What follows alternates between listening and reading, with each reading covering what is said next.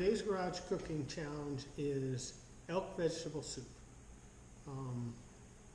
This is elk that was a roast, and I ground it fairly coarse, about a pencil size grinder plate. There's no fat in it, because I found when I use meat with fat in it to make a soup, it doesn't set with me later.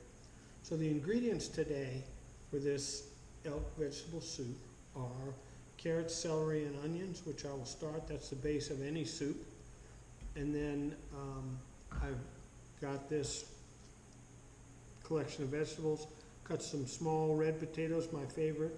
Peas, broccoli. This is the only way to eat broccoli. It stays warm. Broccoli is famous for getting cold as soon as you put it on your plate. A couple of surprise bits of okra in there. I'll add most of this can of green beans. A can of diced tomatoes, or stewed tomatoes would be good. I would use that if I had it. Some tomato paste to make it smoother, and then chicken broth for the bulk of the liquid. So I will cook the meat up in this pan. I'm going to use my pressure cooker because it's my largest pot, but I'm not going to be pressure cooking this. I'm just going to let it simmer for an hour or so, and it'll be perfect. But I'll get the meat going, onions, carrots, celery started, and we'll be on our way.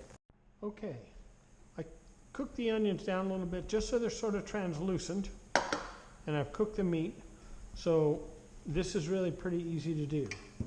You put the carrots and the celery in. Now I have my salad,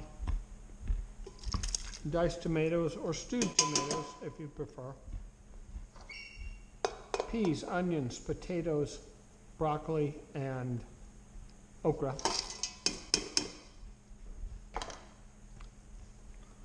Green beans and soup stock. This is chicken broth. We'll see how far that comes up and if we need to add any more liquid. Maybe a cup and a half, a cup more. Add about a tablespoon of tomato paste.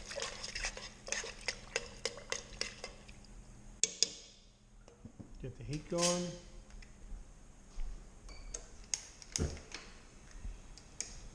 Put it on high.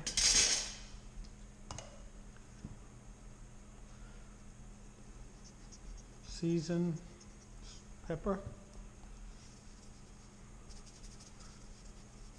salt, whoa, garlic powder. I would say that is too much. Oh well, we won't be seeing anybody in the near future. And then I'm just going to put this on and let it bring it to a boil, and then turn it down and let it simmer for about 45 minutes to an hour, and it'll be ready to go. I'll watch the water at the end, taste the broth, see if it needs any more spices.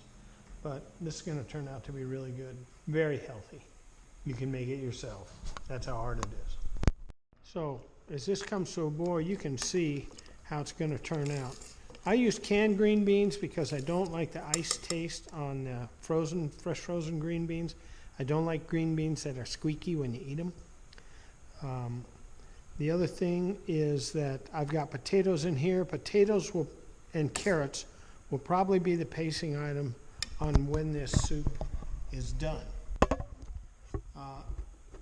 If you make a bunch and you're going to store it and freeze it for later, it's probably smartest not to use potatoes because they tend to break down. In that case, I will use lima beans, which hold up really well, and they're sort of potatoey. Or you could serve the soup with a side of rice, which is excellent also. But this is going to turn out wonderful, and we'll let it simmer here for about an hour, and we'll have it for lunch. So hope you have a good weekend. Garage cooking challenge, vegetable soup with a little bit of elk meat without fat.